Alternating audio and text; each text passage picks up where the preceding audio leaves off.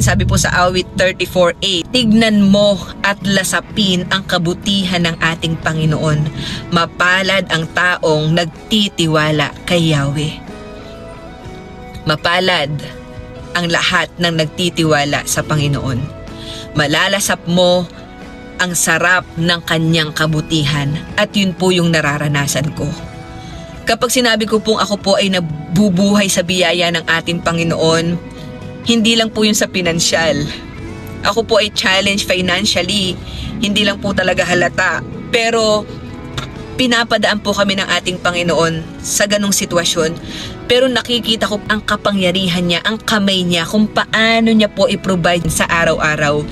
Yung isa kong content, give us this day our daily bread. Kasi po, before nasanay ako na lagi akong may pera, yung ilan kong bank account talagang may mga laman, pero dumating po yung point na talagang nasimot po yun, naging zero po, nag-negative po yun lahat.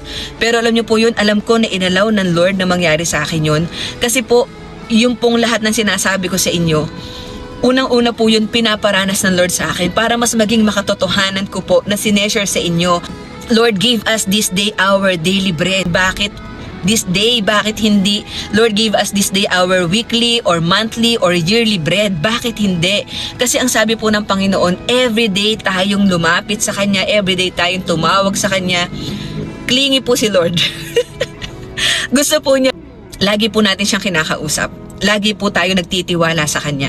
Lagi natin sinasabi na, Lord, kailangan kita. Na Lord, ikaw na po yung bahala. Diba? Yung pagmahal mo ang isang tao, gusto mo lagi siyang kausap. Gusto mo lagi mo siyang naririnig. Gusto mo lagi kanyang iniintindi. Gusto mo na yung trust niya sa'yo buo. So, ganun po ang ating Panginoon.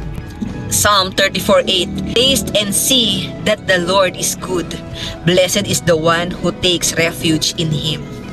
Kapag naranasan mo, kapag nalasahan mo, nalasap mo yung kabutihan ng ating Diyos sa buhay mo, hindi mo mapipigilan na i-share yun. Diba? Isasabihin mo sa anak mo, sasabihin mo sa asawa mo, sasabihin mo sa kaibigan mo, uy, alam mo ba, binigyan ako ng incentive ng company namin. Uy, alam mo ba, nabunot ako sa raffle. Grabe, sa buong buhay ko, 60 years old na ako, ngayon ako nabunot sang mug.